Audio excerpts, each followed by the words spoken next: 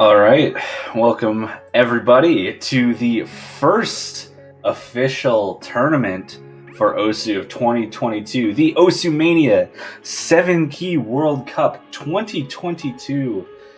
I am Toph Danny, and I am joined here by Underjoy, one of the map selectors for this tournament, to show off the qualifiers for this tournament. How are you doing, Underjoy? Hello, I'm fine. I'm really excited about this. We have been working on the qualifiers for quite a time, and I'm thinking that they look pretty good. I hope you will be enjoying them. I'm hoping that people are going to enjoy this too, because 7-Key World Cup's been quite a time coming at this point. You know, we missed it in 2021, and now we're getting another rendition of it, and this time we're having qualifiers, which if you haven't been paying attention to, say, OWC or the previous iteration of the 4Q Mania World Cup, there are going to be a certain number of maps where all of the teams that had a team that qualified to participate in the 7Q World Cup, they'll be going through all of these maps, getting scores as good as they can, and then the top 16, not top 32 like it was in 4Q World Cup, but the top 16 will be moving on to the bracket stage to duke it out there for a double elimination bracket. But I don't really know if there's really much else to say other than just to introduce it like that, so I think we can get right into the maps. What do you think, Underjoy? Yeah, let's go. Gotta say that in this year, qualifiers are pretty hard. Actually, they are harder than you would expect, and because the cutoff is pretty harsh, because from 32 teams, only 16 will advance further, you have to put up a lot of work on these qualifiers. Indeed, and right now we see Stage 1, Machine Drum Multiply, a map by Lenpai.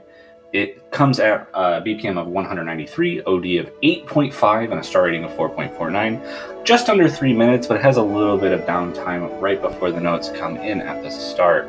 But I think it's fair to say that this is going to be the most technical of the qualifiers for this set of qualifiers. Yeah, it's definitely not very hard in terms of actual roll skill, but it's so easy to trip up, mainly because of these repeated jacks on the left hand and some bursts that missing here is very easy. You have to pay a lot of attention in this map.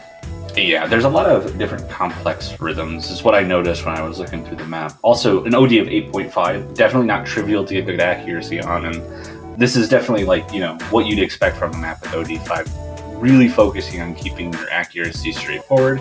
And I think you'll sort of notice that it's very, very light at the start, but it develops into a harder and harder mess of tech as the chart goes on. So that kind of consistency, making sure that you can keep going, is going to be extremely important for the players that are going to be wanting to qualify here.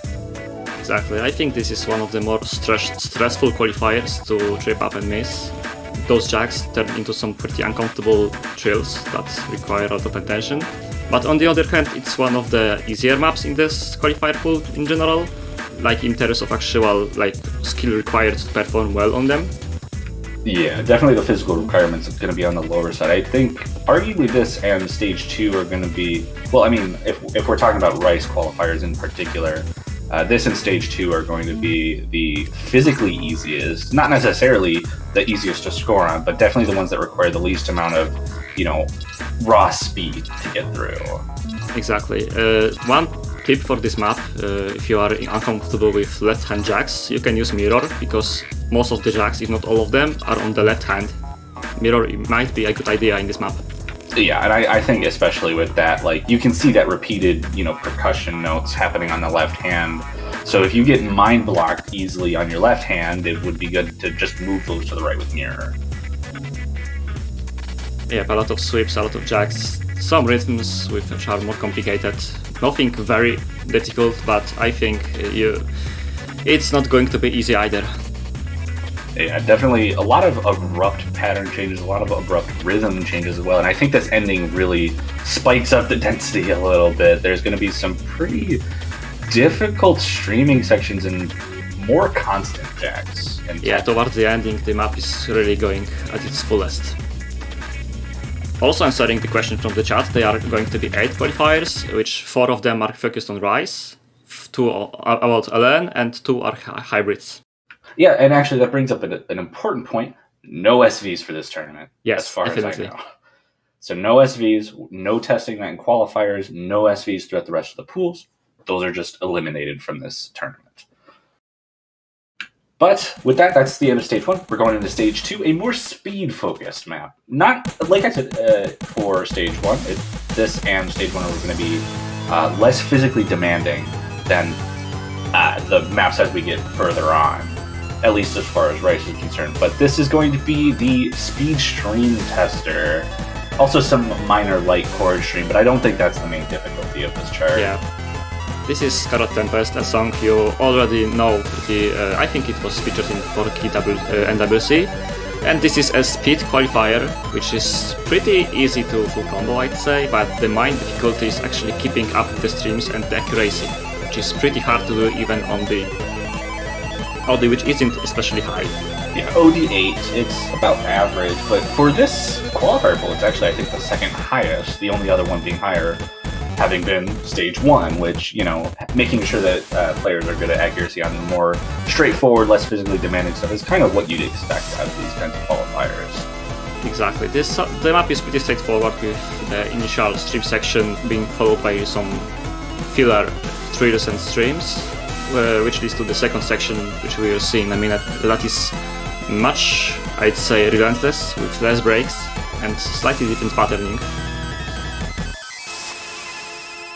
Yeah, definitely. And we'll get into this break here in the 2/3 point, and we'll be getting into an ending stream section, which is pretty much the same as the first one that we saw, which is just pretty much unrelentless, no stopping in the streams. They're all 1/6 at a BPM of 181. That comes to about 270 BPM streaming, I believe.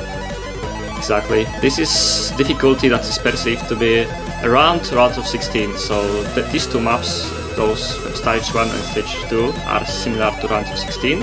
Other qualifiers, especially as we approach the ending of this showcase, will be progressively more difficult, with difficulty more akin to that of quarterfinals. Yeah, and we'll be approaching the end of this chart, and this will be the last of the early round-ish Rice maps that we're going to be looking at. In stage 3, we're going to be finding some LNs, the easiest map physically and in star rating. Wait, no, I'm sorry. I'm one early. We got a hybrid coming up next, not long notes. And this is going to be Hanepaganda by Garalulu, BPM of 181, OD7, star rating of 5.14, and just over 3 minutes. I believe this is actually the longest of the qualifiers. Yeah, barring for the core stream picks, this is probably one of the longest qualifiers, and it's, as Toph said, a hybrid. I'd say one of the more basic types of hybrid, because both the Rise patterns and the long mode patterns aren't especially complex. They are mostly so that player can get a general grasp of both Rise and LN. So this map might be difficult both for long mode players and Rise players, because it's not very easy to full combo in terms of Rise, and you can see the burst later on. But it's also difficult to time the long nodes properly. So I expect like many scores which will be pretty good combo and maybe full combo, but low accuracy. Yeah, some of these LNs also seem a little bit difficult to coordinate, especially in that early section. I noticed that there were some pretty, maybe not exactly lined up releases, so you'll see some place where you have to hold down the long notes a little bit longer. But what I also noticed is that, like, when we're talking about 7-key hybrids, you'll often see, like, very often that the sections are, you know, full of LNs, but those Rice parts around them tend to be pretty difficult and add this level of reading that you don't often see when we're talking about something like, you know, 4-key hybrids. Yeah, exactly. Those Rise patterns are not the filler. They might actually prove some difficulties, especially when they are combined with the long note, so that you have to not strip your fingers, because when you hold a long note wrongly, you will trip up all the Rise patterns with it naturally. Yeah, also, I think worth noting, I mean, there's those spacebar jets, but I don't think those are as important as just noting how common the short long notes are in this, so making sure that you have that reading capability of, seeing those and releasing them when you need to. Yeah, towards the ending there are more rise bursts, and it's also important to know that there are some hidden mini jacks, especially in the thrill sections, that might be quite difficult to hit. I mean, they are very comfortable, but it might be hard to hit every single one of them. Right, and you mentioned those bursts in that chorus, and coming into the last quarter, we'll have, this solo section, which kind of repeats the LM gimmicks that we saw towards the beginning. But we'll get into the last chorus, and those bursts will come back with a vengeance, where they become even more continuous than we've seen in the previous two. This is a pretty good consistency map, I'd say. Not only because it's a hybrid, but it's also longer, and the difficulty doesn't spike as much. So you need good consistency and combo holding to perform well. The last chorus is harder, and the long notes are actually a bit denser, especially towards the very ending, and the outro, which has some pretty difficult bursts coming up. Yeah, kind of combining everything that we've seen through especially in the previous two choruses, making the LMs denser and then adding those bursts in the second half, and finishing off the chart right there.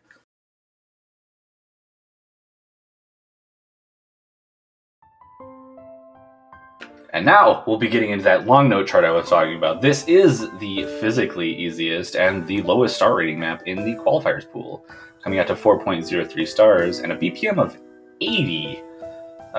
As you might expect, this is going to be a release focused or a coordination. Depends how you want to really categorize. Yeah, actually when it comes to 7 key. Maybe you can do both with coordination and releases. The general idea is that this qualifier will be split into two, maybe different kinds of maps in the actual pools. So like the release maps and the coordination maps, which will be of course slightly different. And this qualifier actually joins both of them in a pretty, I'd say, tricky fashion, because as Toph said, this is the easiest physically map, but at the same time, I've heard the opinions that this is actually the hardest map of the qualifier pool, just because how difficult it is to not trip up on those. Yeah, on this later section. 7 key releases are ridiculously difficult, and this really emphasizes that difficulty that they have, requiring coordination. You might compare something like Avril the 14th. Obviously Avril the 14th is going to be a little bit harder than this, but the same kind of style of long notes exists, and I've heard stories of people just not being good at this kind of release, or just these LNs being very unorthodox in the 7 key scene. Especially this section which we can see right now. This has the small jackhammer anchor right notes alongside the long notes, which are very difficult to get properly. This is so easy to miss on those. Yeah, we've seen this theme of the maps getting harder as they get towards their ending, and this map definitely does that theme justice. Yeah, the first section is pretty easy, but the second half is really demanding. It's very, the notes are placed in the way that it's very easy to trip up one hand, because most of them are on one hand at a given time and then switch to another hand. Definitely not going to be easy for many players in this tournament to approach properly, and that will finish stage 4. And I think you might want to introduce stage 5 for us. Yeah, I was going to do that, because the stage 5 is my map. And this map is one of them. I think it's the most difficult rise pick in qualifiers. It's Around Hot by Leaf. And this is a mixed rise qualifier, which is, I'd say, encompasses every possible rise pattern, which is also pretty difficult, because you can see there is a lot of dense chord string, there are bursts, there are jacks, and more going on, you will see. Yeah, when I was looking at this the first time, I basically made the connection that this was somewhere between that straightforward rise speed or chord stream and tap, where it has a very large combination of many different types of patterns, but also stays straightforward for certain parts of it. Obviously we have jacks, we have bursts, we have lots of different things that you have to focus on, but it sort of bridges the gap there while still being extraordinarily difficult. Yeah, this is like more of a quarterfinals pick, and I'd say it's not even on the easy side because we want to differentiate between the good teams and the better teams. Yeah, definitely. And this is an OD of 8, so keeping your accuracy straightforward is definitely going to be a big point of contention, especially with these really complicated sections. Oh, by the way, beware, because this section right now might be a bit surprising with this trill on the right hand. Another potential mirror opportunity for players. If they're not too comfortable with the trill on the right hand, they can just move it to the left. Wow, the awesome mania is so good nowadays. You have the mirror mode, which was impossible to do in the earlier World Cups. And the second chorus is somewhat like the first, but even more, no density and more burst, so... Yeah, more density, and I think it's just more constant, which, you know, adds another level of that stamina that you're going to need to hold on to. Exactly. I expect this to be very hard to combo. Yeah, that's it. That is very short, 1 minute and 55 seconds. Second shortest qualifier that we have, and our second last Rice qualifier. The last one coming up right now, Getty Sonic Bass by Remmering. At a BPM of 170, you might be wondering where our straightforward chord jack, or not, I'm sorry, not chord jacks, chord stream pick is at, and I think I have the answer for you right here. This map is so good, like Remmering did such a good job at this, and the patterns are beautiful to watch and even better to play. I expect this to be quite difficult for players that aren't just very adept at 7 key, but for players that do have the capabilities for this map, it will be probably the easiest qualifier to high score on because of how straightforward this chart is. Yeah, it's very, very constant at that 170 BPM. It's also 3 minutes and 7 seconds, just a little bit shorter than the hybrid stage 3 we saw earlier.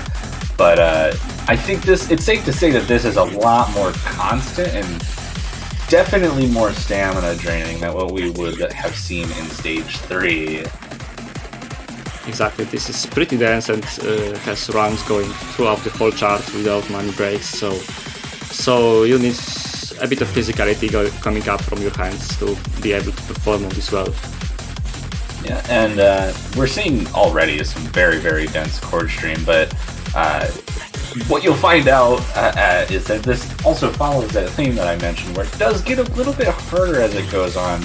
I believe the ending ends up getting pretty dense compared to the beginning, and has a very difficult finishing chord stream section. So, but you do get a break, like we're seeing right here. Yeah, probably the only major break in this chart, but the patterns are very pleasant to hit, so even the bigger density towards the ending isn't such a big deal. Well, you will see later in the chart because you see the phenomenal build up to the second section with some 100 trill action. Yeah, some kind of awkward patterns, but they're not really dense enough, I don't think, to trip many players up at, you know, in comparison to the rest of the chart at least. Yeah, this plays much better than it looks like. Even I think it looks pretty decent, but this is so comfortable to play. And we're getting that transition to the last quarter, and this is where that density starts spiking once this transition phase ends. And I think these patterns also get a little bit less comfortable overall in this ending. A bit, yes. This is a bit different type of chord stream than the first section, which is good because we wanted to encompass as many different chord stream approaches as possible. Yeah, you can see those, you know, each side of the screen ends up having your hand split with the middle finger versus the pointer and ring finger. And then we have a little bit of a calm down section with just some normal double streams, not necessarily the easiest, but gives you an opportunity to kind of calm down before the end of the chart. Yeah, this is a pretty standard chart, not much going on which would surprise anyone. Just a very decent, might be about those ending, but very standard chord stream chart. Indeed, and we have just finished the Rice pool. We have one more long note pick here, and contrary to the first one, we've got some density coming in. Yeah, this is the dense long note pick, long note streaming as you would call it, and it's funny because it's pretty easy for me, but I've also heard that this is one of the harder qualifiers because of the sheer amount of long notes put in this chart. It's not very fast because it's only 1:50 p.m., but there are pretty dense long note streams combined with some mini jacks that require attention to hit them properly. Yeah, quite a bit of reading difficulty coming from these, especially depending on, skins that are being used. But really, this is just making sure that you're good enough at reading the LNs and focusing on holding down when you need to. OD is 7, a bit high for LNs as far as some people might say. So focusing on accuracy can be a challenge for this. There are also some mini jacks and bursts in some of these long note patterns like we're seeing here. But I think the main focus is just going to be holding through the reading, especially with how straightforward the release aspect of this is in general, at least, when you compare it to stage 4. Yep, exactly. The scroll speed on the stream is actually quite high because Kim God uses a high scroll speed, so this map doesn't look as intimidating as you might see it on the stream. But in general, it's very, I'd say, well-rounded long map, which is actually pretty comfortable to hit. The main difficulty is probably the reading. And those occasional this section.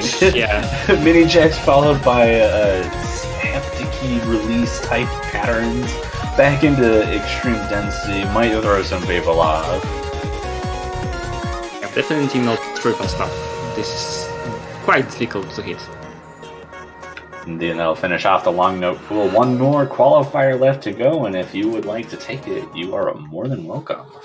But this is probably the most, I'd say, most interesting qualifier of them all, because this is an evening map, and it's, I'd say, tiebreaker style hybrid, which is very complex, a lot of stuff going on, jacks, long notes, speed patterns, score streams, everything, and all of this is done in traditional evening style, which is very flowing and very visually pleasing. I definitely, when I looked at this chart, trying to prep for the showcase, I was like, yes, this is very evening style. And that kind of, I've heard lots of good things about like how evening charts play, and this definitely looks, like you said, very, very flowy, despite the density and, the awkwardness of some of the patterns that are throughout this, and the variation and the types of patterns that show up throughout. Yep, and this is actually done rated a bit, because the original song is 191, so this is on a lower rate because how its scale is much better on the lower BPM. But as you can hear, it doesn't impede the song too much, and it still sounds very good. And definitely doesn't make it sound any worse. It definitely keeps up the hype of what you'd expect from the final round of qualifiers. Yeah, this is one of the hardest qualifiers, I think. It's quarter-final difficulty, maybe even barring it a bit higher, but high scoring this chart is very difficult, as you can see that even Stakai, which you might know, is having troubles to keep an SS on this. Everyone, not less, of course.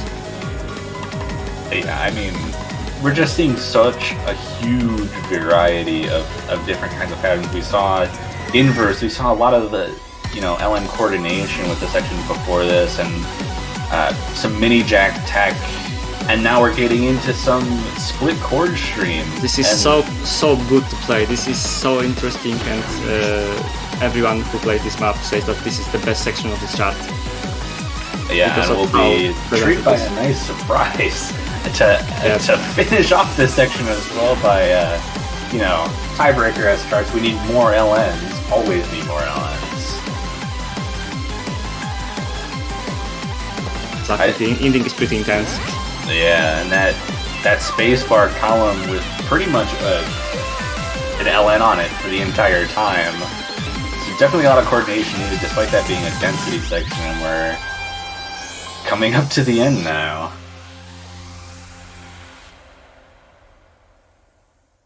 Definitely an interesting qualifier. Yeah, definitely, and potentially one of the most challenging for some of the players. It really depends on the skill sets. I think players who are good at long notes will probably, obviously flock towards stage 3 and stage 4 and stage 7. Rice players, they got 1, 2, 5, and 6, and then hybrids are a bit more complicated when you have to start getting into those, and seeing how much you had to deal with in stage 8 definitely might end up being one of the hardest for people to score on overall, for some players, but maybe not. But with that is going to conclude the Qualifier Showcase for the 7Q World Cup 2022. That was an interesting set of maps for sure. I'm excited to see the results, but as was the case with OSU World Cup 2021, Mania World Cup 2021, the qualifiers will not be streamed. None of the teams' results will be streamed live on the channel. So next weekend there will only be one more stream happening, which will be the Qualifiers Showcase, the Qualifiers Results Showcase, and then the Round of 16 Map Pool Showcase, which I am excited for. Do you have anything else to say with respect to that? Well, I'd say that, yes, the round of 16 will be actually a bit easier than the qualifiers you will see now, but at the same time it's a noticeable step up from the previous MWCs, and also I would say that the pools are maybe a bit harder than 4 key pools in comparison, like in the sheer difficulty of them, because it will be difficult to even full combos on maps straight from the beginning, especially for weaker teams.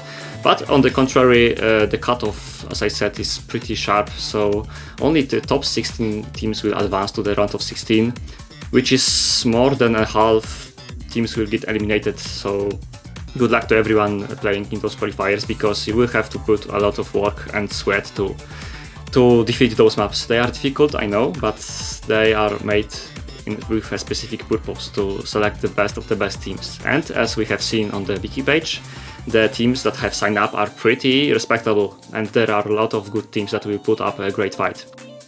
Yeah, so if you wanna spot in that bracket stage, work as hard as you can. You are going to need it against all of these incredibly good teams. You don't have the SVs this year, but that doesn't mean you can come to the match unprepared. Quite the contrary. Preparation is going to be key for this. But with that, I think we are going to conclude the Qualifiers Showcase for the first OSU World Cup of 2022. We will see you all next weekend for the Qualifiers results, as well as the Round of 16 Mappool Showcase. We will hopefully be able to see you all there. OSU Mania 7Q World Cup will continue, and I'm really excited for what's going to happen. So I'll see you guys all later. Hello.